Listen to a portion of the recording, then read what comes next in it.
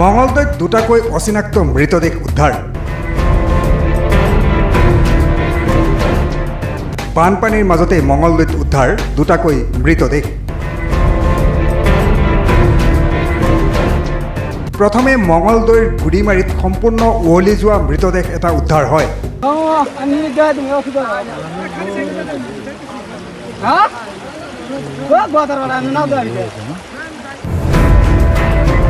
তাৰোপৰি মঙলদৈৰ বাঁহজনীত আন এটা মৃতদেহ উদ্ধাৰ হয়। অৱশ্যে এতিয়ালৈকে মৃতদেহ দুটা চিনাক্ত হোৱা নাই।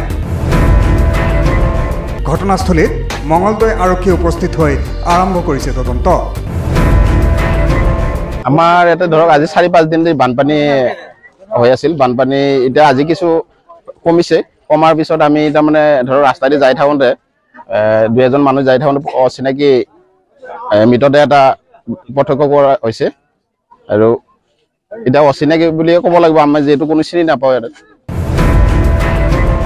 মঙলদৈৰ পৰা মকছেদ আলী, দৈনিক অগ্ৰদূত ডিজিটেল।